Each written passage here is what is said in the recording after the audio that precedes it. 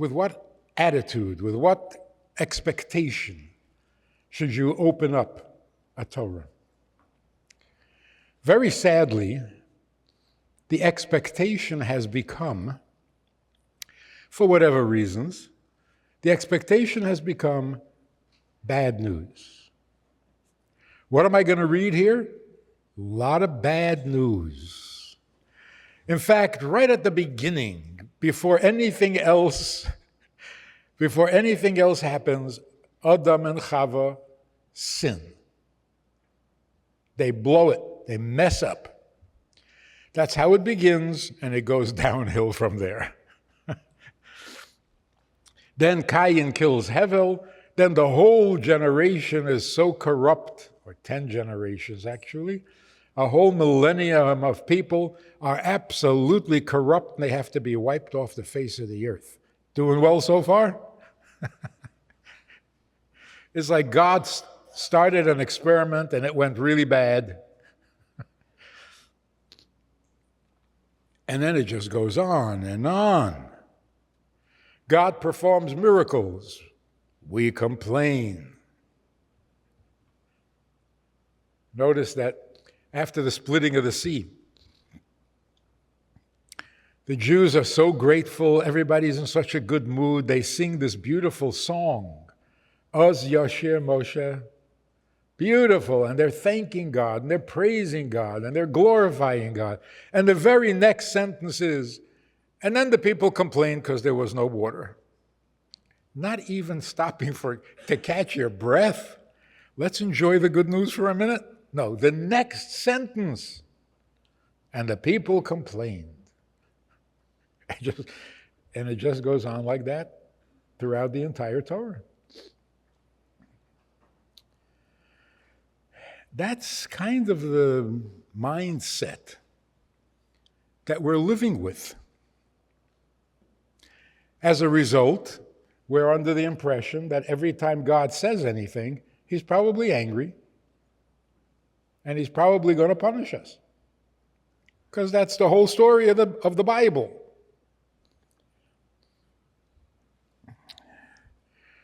The exact opposite is the truth. If you want to understand Torah, you got to open the book with the expectation of reading nothing but good news. Otherwise, you're reading the wrong book.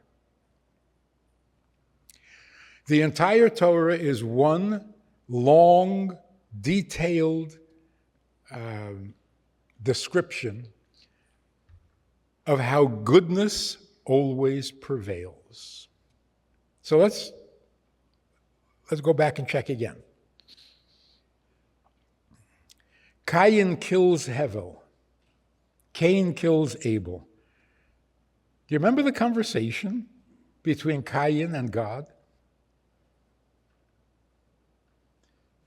There shouldn't be a conversation. He's a murderer. He killed his brother, cold blood. Where's the lightning bolt? Why isn't he just struck down and killed? No, there's a conversation going on. It's strange. Where is your brother? Am I my brother's keeper? By the way, God doesn't say yes. You are your brother's keeper.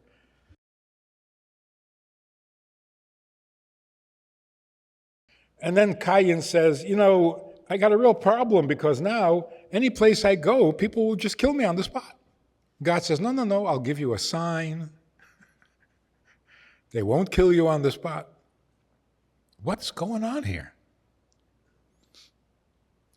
So, context. We have to study the Torah in context. What is the context? Well, number one, this is God speaking. It's God speaking. If you're reading a story, or you're reading a verse, or you're reading a statement, and it sounds quite ordinary and logical and reasonable, wrong book. It's out of context. You must be reading Shakespeare or something. Because the Torah is God speaking. And God says godly things, not pop psychology.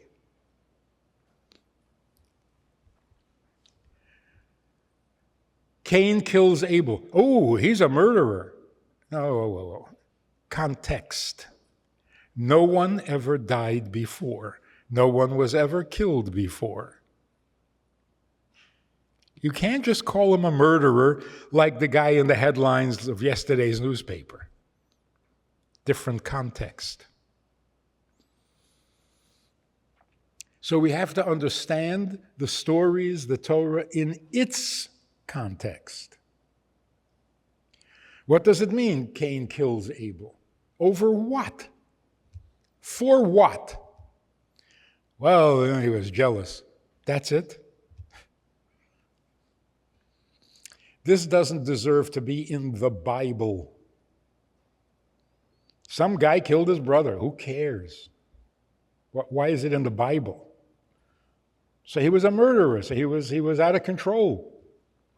He needed therapy, whatever. I don't know. But why is this the Torah? 1,000 generations, 10 generations, 1,000 years.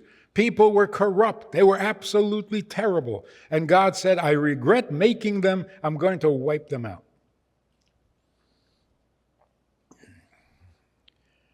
What comes after that? Oh, but Noach found favor in God's eyes. God liked Noach. So he started the world all over again from the descendants of Noach. So what are we hearing? How bad the world is? No, we're hearing that no matter how bad it gets, God will always start again, give us a second chance, recalculate, and get back on track. The entire book called the Bible is the story of how, no matter how bad things get, they will always get better. An entire world. Can you imagine this? The entire world's population is evil, where they all have to be wiped out, every one of them, except for 6 people. How bad can you get? I mean, you'd think that's it, it's over. No, it's not over. You build an ark. You know what to do. You build an ark, you gather 2 of each animal, you go floating for a while, and then you start all over again. That's the story, not the opposite. So Cain kills Hevel. Boy, did we get off to a bad start. The firstborn human beings, and one kills the other, I would quit right there. So the angels were right. When God said, let us make man, who was he talking to? To the angels. Because angels were created on the Monday of creation and on the Thursday of creation. So on Friday, God says to the angels, let us make man. And the angels said, no. Why would you want to do that? They're so corruptible. So God said, all right, I'll do it myself. And then God created man in his image, not in their image. So no, we're not angels.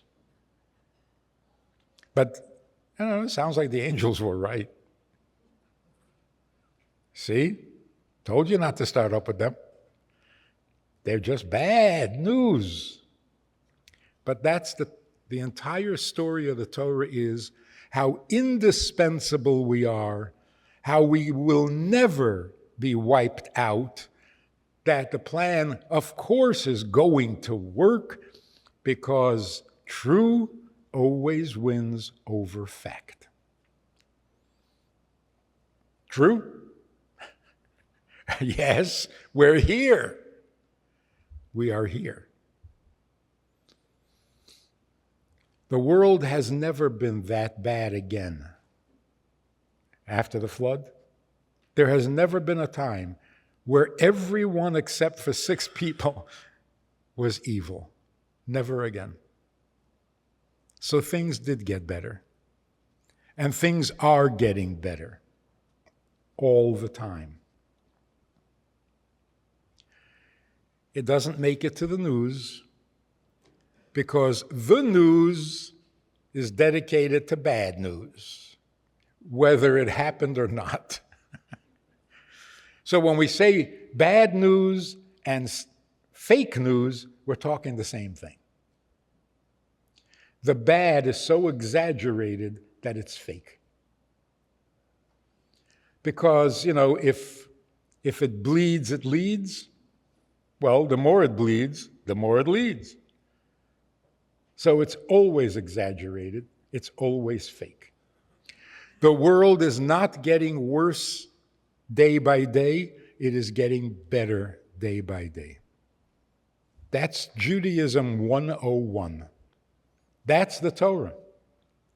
The Torah is a book of life. The Torah is a book of kindness. And every message, every story, every halacha, everything reflects kindness. And that's life, not destruction. If you like that video, hit the subscribe button and notification bell below for hours of the best Jewish content online.